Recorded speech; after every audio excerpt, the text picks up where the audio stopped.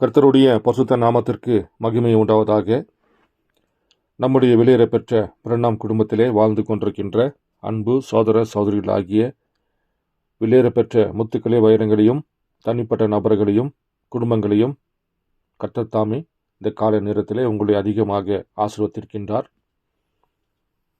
சென்ற 2 பதிவிலே பரிசேயர் சதுசேயர் யார் என்பதை பற்றியும், அவர்கள் எங்கிருந்து அப்படிப்பட்ட ஒரு கோட்பாடுகள் மூலியமாக சதுசேயர்கள் உருவாக்கப்பட்டார்கள் என்றும், அந்த சதுசேயர் உடைய கூட்டத்திலிருந்து பிரிந்து வந்தவர்கள்தான் பரிசேயராக இருந்தார்கள் என்றும், அவர்கள் இயேசு கிறிஸ்து நாட்களிலும் அப்போஸ்தலர்கள் வாழ்ந்த நாட்களிலும் பவுல் இருந்த நாட்களிலுமே தேவனுடைய வார்த்தையை எதிர்க்கும்படியாக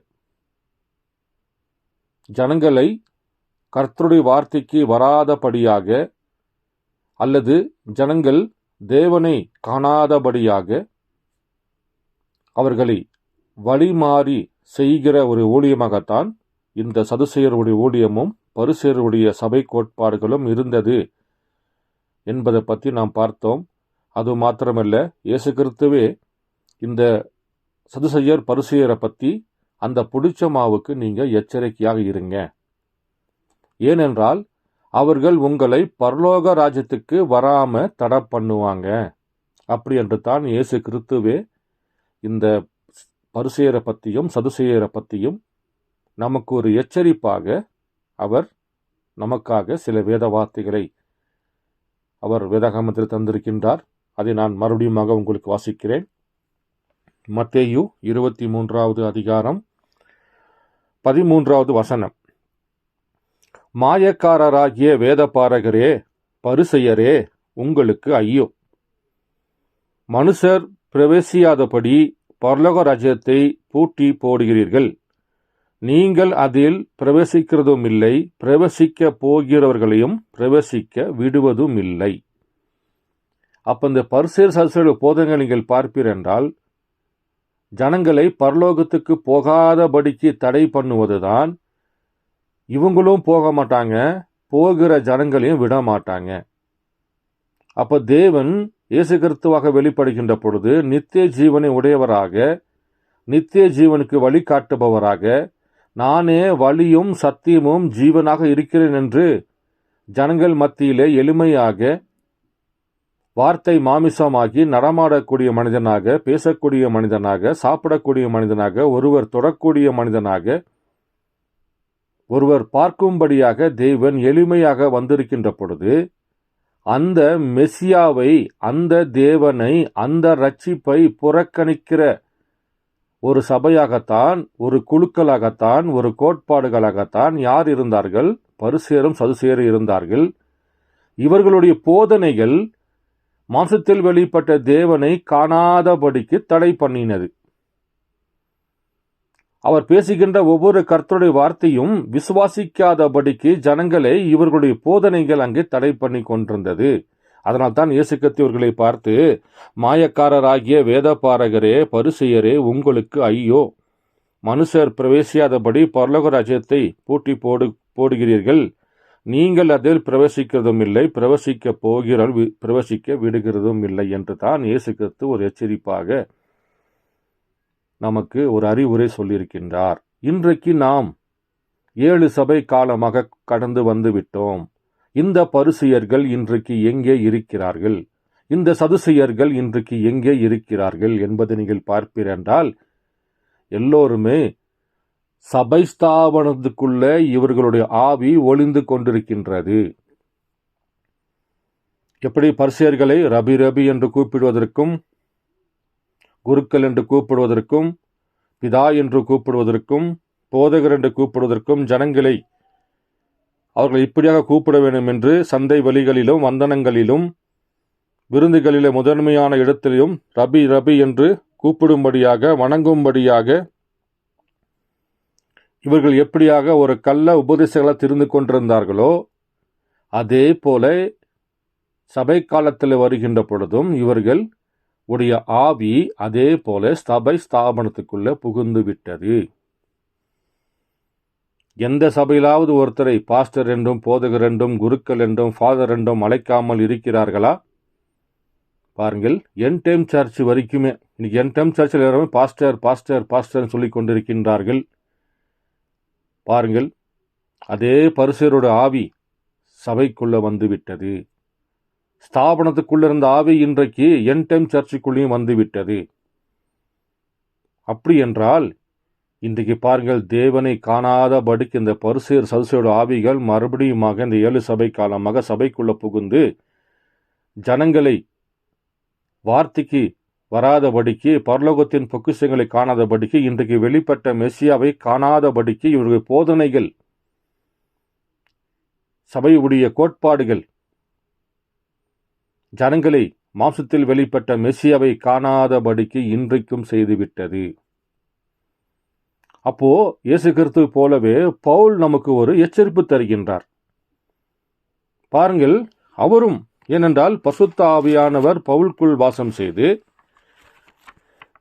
பவுலோ நீங்கள் பார்ப்பீர் என்றால் கர்த்தராக இயேசு கிறிஸ்து நாமத்தினாலே ஞானஸ்நான கொடுங்க என்று தான் அவரும் பிரசங்கம் செய்தார். பேதுருவை நீங்கள் பார்ப்பீர் என்றால் இயேசு கிறிஸ்து நாமத்தில் ஞானஸ்நானம் கொடுக்க வேண்டும் என்று அவரும் அங்கே பிரசங்கம் செய்தார். ஆனால் பவுல் எபிரேயர் நிருபம் எழுதுகின்ற பொழுது அவர் இயேசு கிறிஸ்துவை போலவே இந்த பரிசேயர் சதுசேயரை பற்றி நமக்கு மறுபடியுமாக ஒரு எச்சரிப்பு தருகின்றார். நீங்கள் பார்ப்பீர் என்றால் எபிரேயர் 6ஆம் அதிகாரம் 1 3 வரைக்கும் நான் வாசிக்கிறேன்.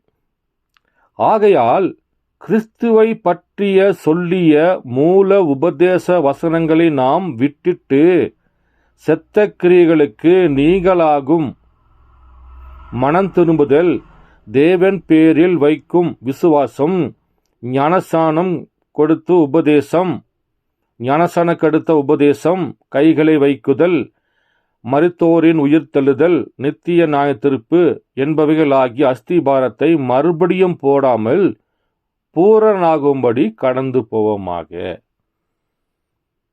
பாருங்கள், அப்ப இந்த கடைசி தேவன் சொல்கின்றார், நீங்க மூல உபதேசங்களை விட்டுவிட்டு செத்த கிரியைகளை நீங்களாகும் பொருட்டு மனம் திரும்புவது, தேவன் பெயரில் வைக்கிற விசுவாசம், ஸ்தாபனங்களுக்கு ஸ்நானங்களுக்கு அடுத்த உபதேசம், கைகளை வைக்குதல், மருத்துவ உயிர்த்தல், இப்படிப்பட்ட நித்திய நியாய தீர்ப்பு என்று மறுபடியுமாக அதே அஸ்திபாரத்தை சபை மேல போடாதீங்க, பரிபூர்ணமாவதற்கு கடந்து போக என்று பவுலு நமக்கு ஒரு எச்சரிப்பு தருகின்றார்.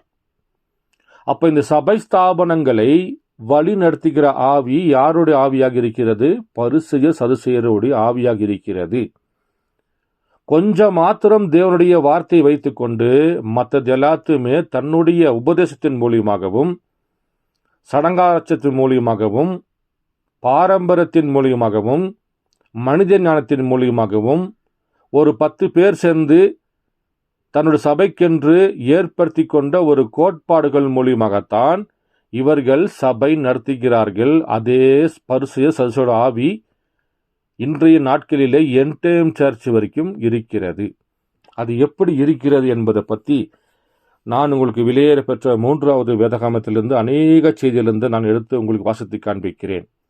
அப்போ இன்றைக்கு ஒரு சகோதரனோ ஒரு சகோதரியோ தேவனை காணும்படி, அல்லது நான் பாவம் செய்கிறேன், இந்த பாவத்திலிருந்து விடுதலை கொடுத்து இத்தனை நாள் நான் பாவத்தில் வாழ்ந்துட்டேன், இனி நான் மனம் திரும்பி கர்த்தருக்கென்று நான் ஒரு வாழ்க்கை வாழப் போகிறேன், என்னுடைய சொத்துக்களெல்லாம் விற்க போகிறேன், அல்லது ஏழை மக்களுக்கு ஏதோ செய்வதற்காக நான் ஏதோ ஒரு காரியத்தை நான் கிறிஸ்துவுக்காக ஒரு ஊழியம் செய்ய போகிறேன் அப்படின்னு சொல்லி ஒரு சகோதரனோ ஒரு சகோதரியோ கர்த்தருக்காக வாழ வேண்டும் என்று வருவார் என்றால் இந்த சபைக்குள்ளத்தான் அவர்கள் போய் சேர வேண்டியதாக இருக்கிறது.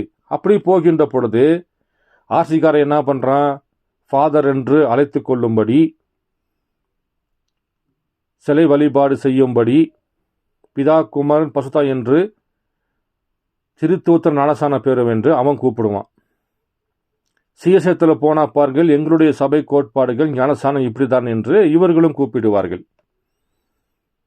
அதே போல ரிஜிஸ்டர் புக் எடுத்து, இந்த ரிஜிஸ்டர் புக்கில் நீங்கள் பெயர் எழுத்து சேர்க்கப்படணும், இப்படி சேர்க்கப்பட்டால்தான் என்னுடைய சபை ஸ்தாபனத்தினுடைய அடையாளம் உங்களுக்கு தருவோம் திருமணம் பண்ணுவதற்கு அனுமதி கொடுப்போம், கல்லறை கொடுப்பதற்கு அனுமதி கொடுப்போம், நீங்கள் இப்படித்தான் வரணும் என்று அவர்கள் சொல்லுவார்கள்.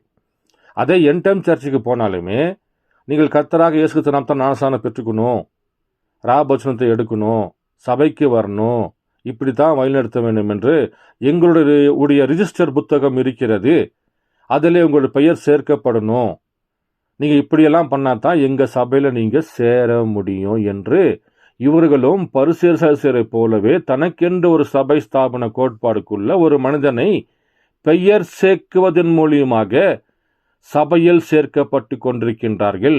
நாங்கள் இப்படித்தான் ஞானஸ்தானத்தை கொடுப்போம் என்று சில விதமான கோட்பாடுகளை வைத்து கொண்டு தான் இன்றைக்கு ஒரு சகோதரனோ ஒரு சகோதரியோ மனம் திரும்பி கர்த்தரை காண வேண்டும் என்று வருகின்ற பொழுது ஏதோ ஒரு சபை ஸ்தாபனத்துக்குள்ள கொண்டு போய் மாட்டி விடுகின்றார்கள், சிக்கி தவிக்கின்றார்கள்.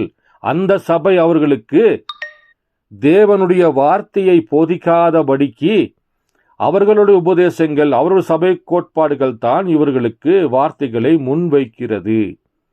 நீ இப்படிதான் ஞானஸ்நானம் எடுக்கணும், இப்படித்தான் ராபோஜனம் பண்ணணும். ஒரு சில சபையில் கால் கழுவிட்டு ராபோஜனம் கொடுக்குறாங்க, இன்னொரு சபையில் ராபோஜனம் கொடுத்து கால் கழுவுறாங்க, ஒரு சபையில் பகல், ஒரு சபையில் இரவு, ஒரு சபையில் 1 மாதத்துக்கு ஒரு டைம், ஒரு சபையில் 6 மாதத்துக்கு ஒரு டைம், ஒரு சபையில் 1 வருஷத்துக்கு ஒரு டைம். இப்படியெல்லாம் பாருங்கள், நிறைய விதமான பாகுபாடுகள் இந்த கிறிஸ்துவ ஸ்தாபன சபைக்குள்ளே உள்ளது. அப்படிப்பட்ட சபைகள் வழிநடத்துகிற முறை சரியா?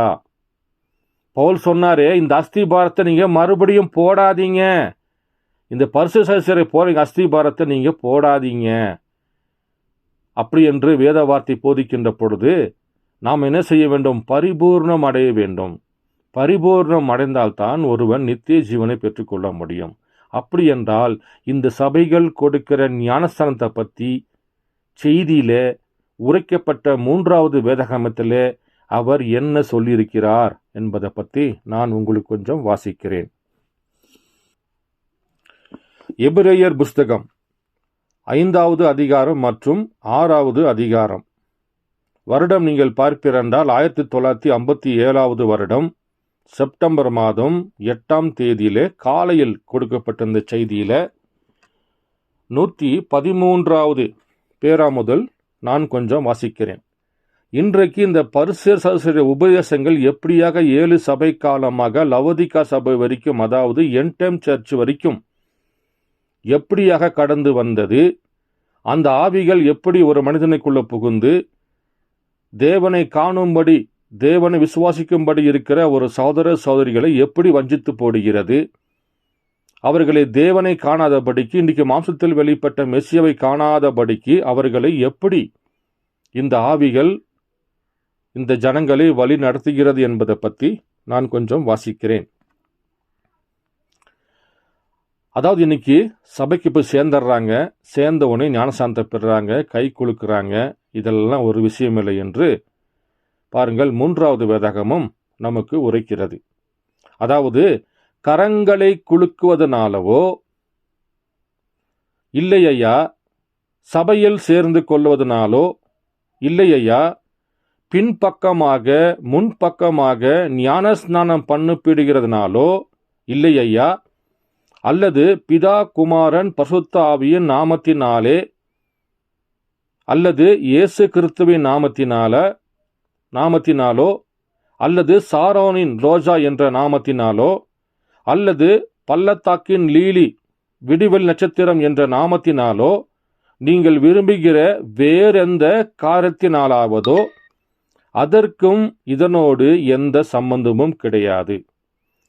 அதாவது நீங்கள் நித்திய ஜீவனை பெற்றுக்கொள்ளும்படியாக சபைக்கு வருகின்ற பொழுது கரங்களை குலுக்குவதனாலோ சபையில் சேருவதனாலோ ரிஜிஸ்டர் புக்கத்தில் உங்களுடைய பெயர் எழுதுவதனாலோ முன்பக்கமாக பின்பக்கமாக சைடு பக்கமாக இல்லை இந்த பக்கம் ஒரு 5 டைம் அந்த பக்கம் ஒரு 5 டைமாக நீ ஞானஸ்நானம் எடுப்பதனாலோ அல்லது பிதா குமாரன் பரிசுத்தரின் நாமத்தில் ஞானஸ்நானம் எடுப்பதனாலோ இயேசு கிறிஸ்துவின் நாமத்தில் ஞானஸ்நானம் எடுப்பதனாலோ சாரோனின் ரோஜா பள்ளத்தாக்கின் லீலி விடிவெளி நட்சத்திரம் இப்படிப்பட்ட எந்த நாமத்தில் நீ ஞானஸ்நானம் எடுத்தாலுமே அதுக்கும் இதுக்கும் சம்பந்தமே இல்லை. இது சபை கோட்பாடுகள். இது பாரம்பரியங்கள். இதுக்குள்ள நீங்கள் செல்லுகின்ற பொழுது நீங்கள் நித்திய ஜீவனை பெற்றுக்கொள்ள முடியாது. பாருங்கள், நான் மேலும் வாசிக்கிறேன். அதற்கு இதனோடு எந்த சம்பந்தமும் கிடையாது. தேவனை பற்றும் நல் மனசாட்சியின் உடன்படிக்கையாக இருக்கிறது. நாம் இன்னமும் வம்பு பண்ணுகிறோம், கடும் சினம் கொண்ட குமரலோடும் வாதிட்டு கொண்டும் பிரிவிகனை செய்து கொண்டும் வேறுபாடுகளை உண்டு பண்ணி கொண்டும் இருக்கிறோம். அது உண்மையே. ஆனால் அவையாவும் செத்த கிரிகளாக இருக்கின்றன என்று நாம் பரிபூர்ண தண்டைக்கு சென்று கொண்டிருக்கின்றோம். இதெல்லாம் செத்த கிரியைகள் என்று பவுல் சொல்லிவிட்டார். ஞானஸ்நானம் கொடுப்பது, கை மேலே வச்சு ஜெபம் பண்ணுவது, இயேசு கிறிஸ்து கன்னி வயித்துல பிறந்தாரு, அவர் நல்லவர், அவர் வல்லவர், அவர் வாக்கு மாறாது என்று சொல்லி இப்படிப்பட்ட எல்லா உபதேசங்களும் செத்த கிரியைகள். நீங்கள் பரிபூர்ணம் அடைவதற்கு இது எல்லாத்தையும் விட்டுட்டு நீங்கள் இன்னும் மேலான காரியத்துக்கு வாங்க என்று தான் பவுல் நமக்கு அறிவுரை சொல்கின்றார். அப்படியாக இருக்கின்ற பொழுது இந்த கடைசி நாட்களில் பார்ப்பிட்டால் அதே போலதான் இந்த பரிசுத்த சகோதரருடைய கோட்பாடுகள், ஆவிகள் இன்றும் என்டைம் சர்ச் வரைக்கும் கொண்டு வந்து விட்டது. பாஸ்டர் என்றும் அழைத்து கொண்டும், போதகர் என்றும், ரபி என்றும், குருக்கள் என்றும், ரெவரண்ட் என்றும் இப்படியாக அழைத்து கொண்டு பாருங்கள், ஜனங்களுக்கு நீ இந்த சபைக்கு வந்தால் நான் இப்படித்தான் ஞானஸ்நானம் கொடுப்பேன், இப்படித்தான் நீ எடுக்கணும், இப்படித்தான் ரிஜிஸ்டரில் பேர் எழுதணும் என்று சொல்லி பாருங்கள். அவர்கள் தேவனுடைய வார்த்தைக்கு பதிலாக தன்னுடைய சபை கோட்பாடுகள் மூலியமாக ஜனங்களை அவர்கள் கரண்ட் கோழி குஞ்சுகளைப் போல தயார்படுத்துகிறார்கள். பாருங்கள், மேல் வாசிக்கிறேன். இதுவோ நான் செய்துள்ள காரியங்கள். ஒரு ஊழியக்காரர் உங்களுக்கு ஞானஸ்நானம் கொடுத்தார். அவர் உங்களை முன்பக்கமாகவோ பின்பக்கமாகவோ அல்லது 3 முறையோ 4 முறையோ அல்லது 1 முறையோ ஞானஸ்நானம் கொடுத்திருந்தால், அல்லது அவர் அதை எப்படி செய்திருந்தாலும் அதற்கு இதனோடு எந்த சம்பந்தமும் கிடையாது. பாருங்கள், நீங்கள் தேவனை காண வேண்டும் என்றால், இன்றைக்கு வெளிப்பட்ட மெஸ்ஸியாவை நீங்கள் காண வேண்டும் என்றால், நீங்கள் நித்திய ஜீவனை பெற வேண்டும் என்றால், உங்களுடைய பெயர் ஆட்டுக்குட்டி புஸ்தகத்தில் எழுதப்பட வேண்டும் என்றால் அதற்கும் இதற்கும் எந்த சம்பந்தமும் கிடையாது. இது சபை கோட்பாடுகள், இது பரிசேயருடைய உபதேசங்கள், இது சதுசேயருடைய உபதேசங்களாக இருக்கிறது. பவுல் சொல்கின்றார் செத்த கிரியைகள் என்று பவுல் சொல்கின்றார். இதை விட்டுட்டு எல்லாத்தையும் விட்டுட்டு நீங்க பரிபூர்ணமாவதற்கு கடந்து வாங்க என்று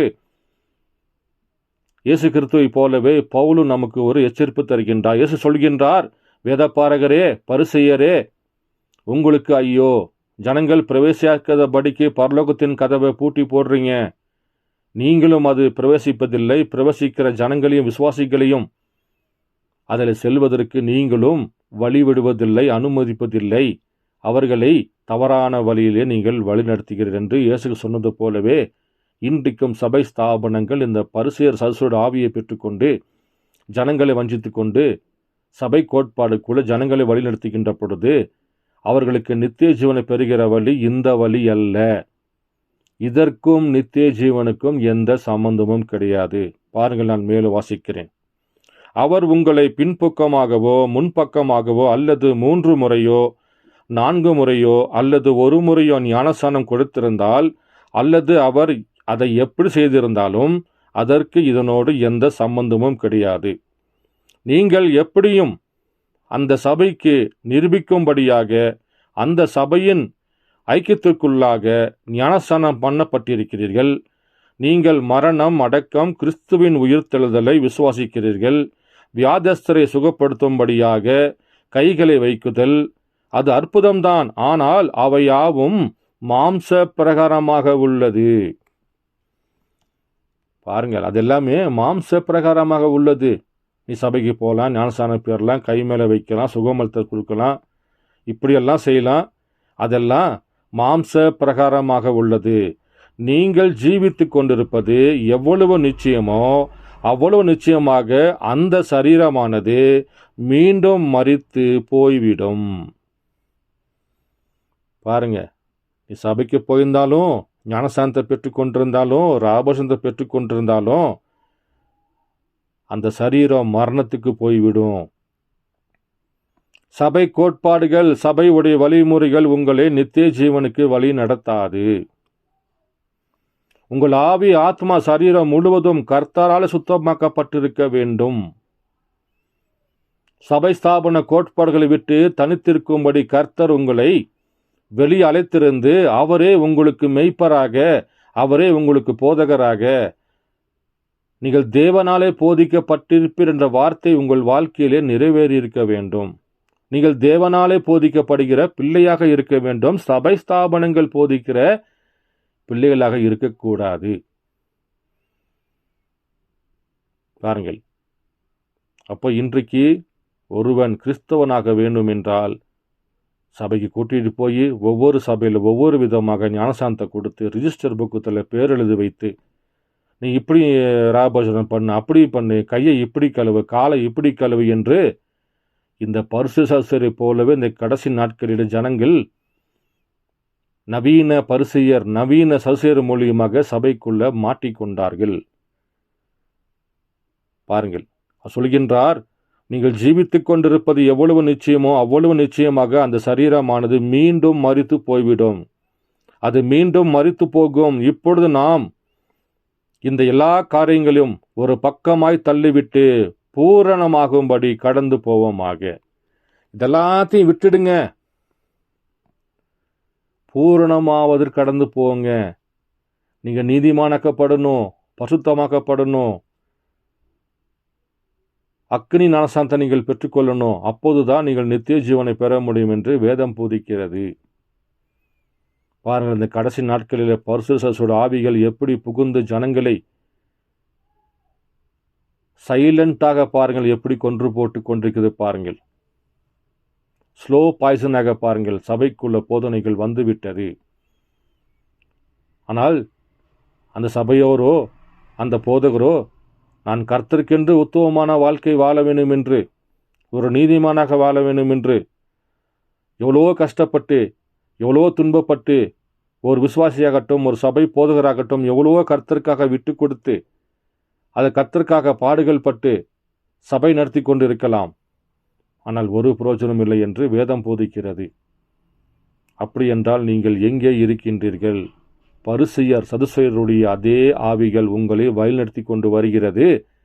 அது உங்களுக்கு தெரியாமல் இருப்பதனால அது சரி என்று நினைத்து கொண்டு ஜனங்களை வஞ்சித்து கொண்டு உங்களை வஞ்சித்து கொண்டு நீங்களும் பரலோகம் போவதற்கு விரும்பவில்லை, பரலோகத்துக்கு போகிற சகோதர சகோதரிகளையும் காணாதபடிக்கு உங்கள் சபை கோட்பாடுகள், உங்கள் மூலியமாக வெளிப்படுகிற வார்த்தைகள் அவர்களை இன்றைக்கு வம்சத்தில் வெளிப்பட்ட மெஸ்ஸியாவை காணாதபடிக்கு அதை தடை பண்ணுவதை ஜனங்களுக்கும் தெரியல, போதகருக்கும் தெரியல.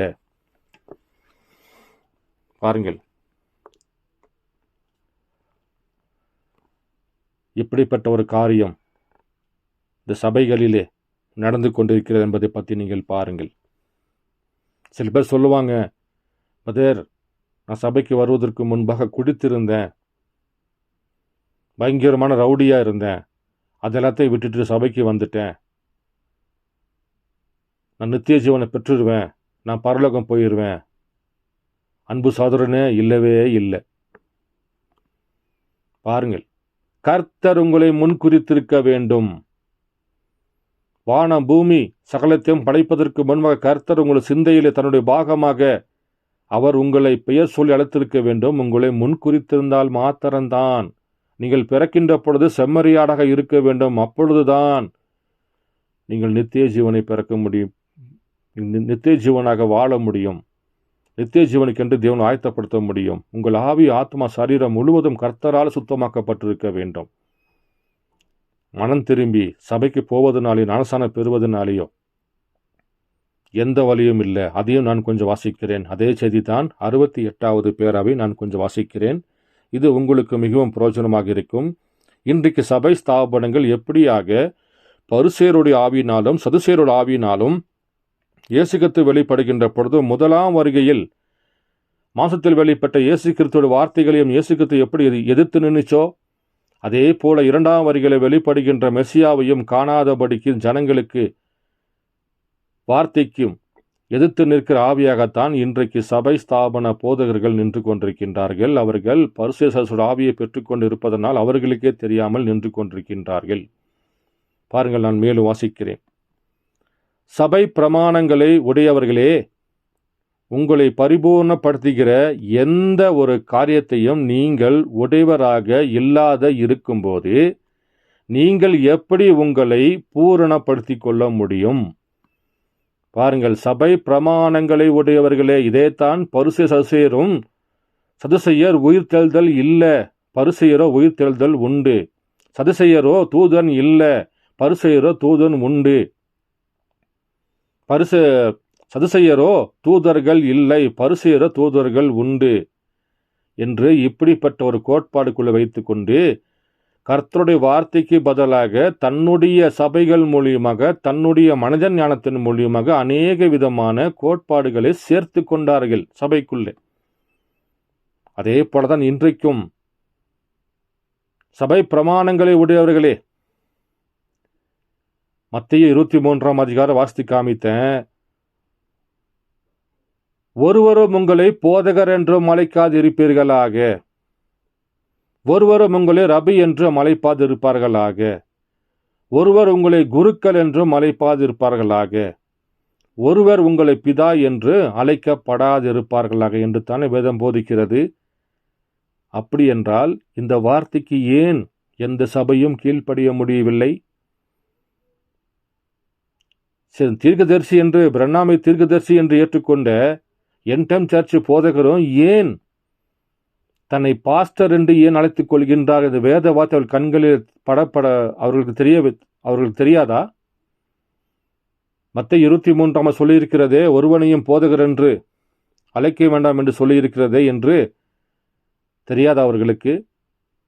ஏன் பிரண்ணாமை பிரதர் பிரண்ணாம் என்று ஏன் அவர் அழைத்து கொண்டார்? ஒரு ரெவரண்ட் என்றோ ஒரு பாஸ்டர் என்றோ ஏன் அவர் அழைத்துக் கொள்ளவில்லை? நான் உங்கள் சகோதரன் ஏன் அவர் அழைத்து கொண்டார்? அப்படி இருக்கின்ற பொழுது என்டம் சர்ச்சையில் இருக்கக்கூடிய பாஸ்டர்கள் போதகர்கள் எப்படி பாஸ்டர் என்று பாருங்கள். ஊழியக்காரர், நாம் கர்த்தருடைய சர்வெண்டாக இருக்கிறோம், வேலைக்காரர்கள். கையை கட்டி குனிஞ்சி சாஷ்டாகமாக விழுந்து கர்த்தரிடத்தில் பெற்றுக்கொள்கிற வார்த்தையை ஜனங்களுக்கு போதிக்கக்கூடிய ஒரு வேலைக்காரராக இருக்கின்றோம். ஆனால் இவர்களோ தேவனுடைய ஸ்தானத்தை எடுத்துக்கொள்கின்றார்கள். ரபி என்றால் என்ன? போதகர். போதகர் கிறிஸ்து ஒருவரே, பிதா ஒருவர் என்று வேதம் போதிக்கிறது. அந்த கிறிஸ்துவோடைய ஸ்தானத்தை ஒரு போதகர் எடுத்துக்கொள்கின்றான். ஆனால் வேலைக்காரன் என்பது எனக்கு அடிமைத்தனத்தை குறிக்கிறது. நாம் எல்லாம் கர்த்தருடைய அடிமை. நாம் ஒரு வேலைக்காரன், சாஷ்டாங்கமாக விழ வேண்டியவனாக இருக்கின்றோம். ஆனால் இவர்களோ நெஞ்ச நிமித்திக்கிட்டு காப்பு நாடகளை போட்டுக்கிட்டு ரபி ரபி என்றும் போதகர் என்றும் குருக்கள் என்றும் ஃபாதர் என்றும் பாருங்கள் அழைத்துக்கொண்டு ஜனங்கள் மத்தியிலே பரிசுத்த ஆவியை பெற்றுக்கொண்டு ஜனங்களை ஏமாற்றி கொண்டிருக்கின்றார்கள். இவர்களுக்கென்று ஒரு சபை பிரமாணங்கள். பாருங்கள், நான் மேலும் வாசிக்கிறேன். சபை பிரமாணங்களை உடையவர்களே, உங்களை பரிபூர்ணப்படுத்துகிற எந்த ஒரு காரியத்தையும் நீங்கள் உடையவர்களாக இல்லாதிருக்கும் போது நீங்கள் எப்படி உங்களை பரிபூர்ணப்படுத்திக் கொள்ள முடியும்? நீயே சபை கோட்பாடுக்குள் இருக்கிற, நீயே உனக்கென்று ஒரு பிரமாணத்தை வைத்துக் கொண்டிருக்கின்ற, அப்படி இருக்கிற நீயே எப்படி பரிபூர்ணப்படுத்திக் கொள்ள முடியும்? முடியாது. பாருங்கள், நீங்கள் பாவத்தில் பிறந்தீர்கள். உங்களுடைய கருத்தறுத்தலே பாவத்தில் இருந்தது. இங்கே உங்களுடைய வாஞ்சையே பாவமாக இருந்தது. பாவத்தில் பிறந்த அக்கிரமத்தில் உருவாகி பொய் பேசுகிறவர்களாய் உலகத்திற்கு வந்தீர்கள். இப்பொழுது எங்கே நிற்கப் போகிறீர்கள்? அதாவது, நான் புகைப்பிடிப்பதை விட்டுவிட்டேன், நான் பரலோகத்துக்கு செல்வேன் என்று கூறின பாவியான நீங்கள் எங்கே நிற்பீர்கள்? வெதுவெதுப்பான வலுவலுப்பான கிறிஸ்தவர்கள் என்று அழைத்துக்கொண்டு ஒரு துக்க முகத்தோடு இங்கிருந்து போய் நான் சபையை சார்ந்தவன் என்று கூறுகிற நீங்கள் எங்கே நிற்பீர்கள்? நீங்கள் பாவியாக இருக்கிறீர்கள், அது உண்மை. நீங்கள் தேவனுடைய ஆவியினால் பிறந்தால் ஒழிய மற்றபடி நீங்கள் இழக்கப்பட்டவர்களாகவே இருக்கிறீர்கள், அது உண்மையே. நீங்கள் எப்படி பரலோகம் போக போகிறீர்கள்? நீங்களோ, நான் வாழ்க்கையில் ஒருபோதும் பொய் பேசினது இல்லை. அந்த ஆசைக்குரிய சிறு நபர் துவக்கத்திலே ஒரு தூதனை போன்று இருந்தார் என்று கூறலாம். அது ஒரு பொய். நீங்கள் எவ்வளவு நல்லவராக இருந்தாலும் எனக்கு கவலை இல்லை. நீங்கள் ஒரு பாவியாக இருக்கிறீர்கள். உங்களிடத்தில் எந்த ஒரு காரியமும் கிடையாது. உங்களை எந்த கத்தோலிக்க குருவும் ரட்சிக்க முடியாது. எந்த ஒரு பேராயரும் ரட்சிக்கப்பட முடியாது. போப்பாண்டவருக்கு அடுத்த ஸ்தானத்தில் உள்ள திருத்தந்தையாரும் ரட்சிக்கப்பட முடியாது. எந்த போப்பாண்டவரும் ரட்சிக்கப்பட முடியாது. வேறெந்த காரியமும் உங்கள் ரட்சிக்கப்பட முடியாது. ஏனென்றால் நீங்கள் இருக்கிற அதே நிலைமையில்தான் அவரும் இருக்கிறார்கள். பாருங்கள் எப்படிப்பட்ட ஒரு வார்த்தை என்று. நான் மனம் திரும்பிட்டேன், நான் அந்த பழக்கத்தை விட்டுட்டேன், இந்த தீய பழக்கத்தை விட்டுட்டேன் என்று நீங்கள் சொன்னால் கூட நீங்கள் நரகத்துக்கு தான் நீங்கள் போவீங்க. உங்களை வழிநடத்துகின்ற ஒரு சபை போதகராகட்டும், போப்பாகட்டும், குருக்கள் ஆகட்டும், பெரிய விதமான ஆசிரியராக யாராக இருந்தாலும் சரி, அவங்களும் உன்னை போலத்தான் இருக்கிறாங்க. பாருங்கள், மீட்கப்படும் நாளுக்கென்று கொடுக்கப்படுகின்ற முத்திரையாகிய பரிசுத்தாவி. கர்த்தருடைய ஆவி உங்களுக்குள்ளே வாசம் செய்ய வேண்டும். அவர் உங்களை தெரிந்திருக்க வேண்டும். அவர் உலக தோற்றத்துக்கு முன்பாக அவர் உங்களை முன்குறித்திருக்க வேண்டும். அப்படி முன்குறித்திருந்தால் மாத்திரம்தான் இந்த பரிசேர் சதுசேருடைய போதனையிலிருந்து கர்த்தர் உங்களுக்கு விடுதலை கொடுத்து இன்றைக்கு மாம்சத்தில் வெளிப்பட்ட மெஸ்ஸியாவை காணும்படியாக தேவன் செய்கின்றார்.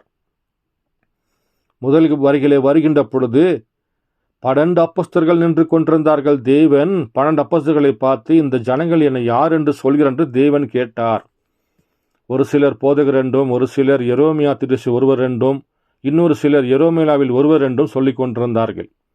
ஆனால் தேவன் பேதுருவை பார்த்து, பேதுரு, அவங்க சொல்றதால எனக்கு எந்த கவலையும் இல்லை, அவங்களெல்லாம் உற்று. பேதுருவே, நீ என்னை யார் என்று சொல்கின்றாய்? ஆண்டவரே, நீர் ஜீவனுள்ள தேவனுடைய குமாரனாகிய கிறிஸ்து. பேதுருவே, உன் ரத்தமோ மாம்சமோ, உன் தாய் தகப்பன் ரத்தமோ, உன்னுடைய சபை போதகமோ நான் தான் கிறிஸ்து என்று உனக்கு வெளிப்படுத்தவில்லை. பரலோகத்தில் இருக்கிற என் பிதாதான் உனக்குள் வாசம் செய்து இந்த மாம்சத்தில் வெளிப்பட்டு நிற்கிற இயேசுவை பார்த்து, பரிசேயர்கள் எல்லாருமே, சதுசேயர்கள் எல்லாருமே, ஆசிரியர்கள் எல்லாருமே இரவும் பகலுமாக வேதத்தை வாசித்துக் கொண்டிருந்தவர்கள் என்னை பார்த்து பெயல்செபூல் என்றும் போஜனப்பீர் என்று சொன்னார்கள். ஆனால் நீயோ ஜீவனுள்ள தேவனுடைய குமார் என்று சொன்னியே, இந்த வெளிப்பாடு தாப்பா நீ பரலோகம் செல்வதற்கு திறவுகோலு. பாருங்கள், இந்த வெளிப்பாடுதான் உன்னை பரலோகத்துக்கு கூட்டிட்டு போகிறது. அன்பு சகோதர சகோதரிகளே, அதே போல இன்றைக்கு தேவன் இரண்டாவது வருகின்ற பொழுது பாருங்கள், அவரை காணாதபடி இருக்கிற பிள்ளைகள் அனைவரும் பாருங்கள் பரிசுத்த சாஸ்திர உபதேசத்தில் மாட்டிக்கொண்டார்கள்.